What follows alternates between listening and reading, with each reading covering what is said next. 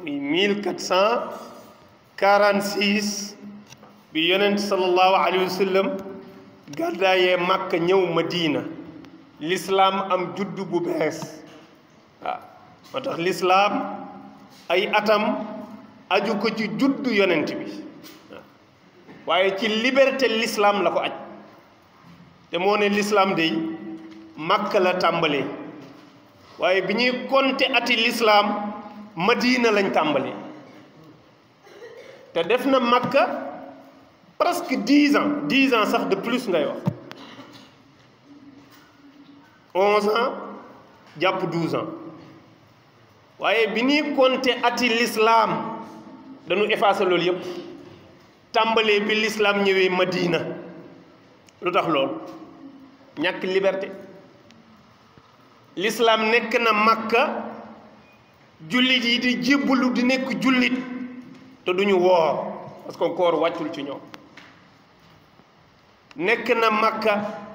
jullit yi di jébbalu te duñ julli ci jumaa parce que jumaa wàccul ci ñoom nekk na Makka jullit yi di jébbalu di nekk jullit te duñu aji Makka te Kaaba gaa ngi leen sës parce que wàccul ci ñoom nekk na Makka jullit yi di jébbalu di nekk jullit te duñu génne azaka parce que wàccagul ci ñoom bi ñu daan def daal mooy boo duggee ci diine saxal julli juróom koor wàccu fa azaka wàccu fa aji Makka wasu bu fa wàccoo nit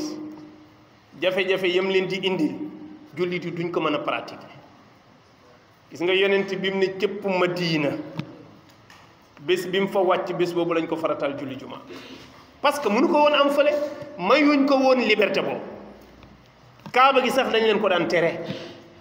waaye gis nga koor Makka la ko fekk aji Makka fa la ko fekk azaka fa lañ ko joxe julli juma yii ñuy def fa lañ ko joxe ndax foofa la amee liberté loolu ngay déggee ne liberté muy nit moo tax diggante booba ak tey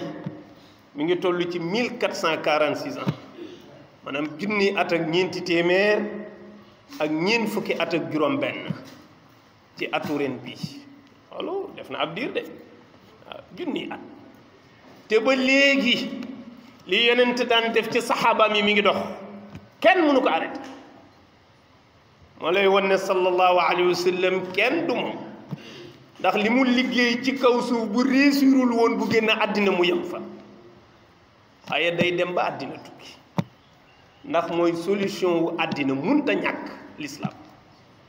su ko defee dugg nañ ci at mu bees moomu depuis lundi passé ñoo am benn fan donte li nu baaxoo mooy di ko feeti ci 10e jour ba waaye bi ñuy jàpp année at mi ñu jàpp wala weer wi ñu jàpp ne mooy suñu fin d'année ak weer wi ñu jàpp ne mooy suñu début d'année mooy weeru aji Makka di tabaski ak weeru tam xarit bu ñu ajee rek mooy ñi ngi fin d'année loolu moo gën a neex a xam ci jullit yépp ñu xam ne tey jullit yi bu ñu doon am mois de décembre mooy weeru tabaski bi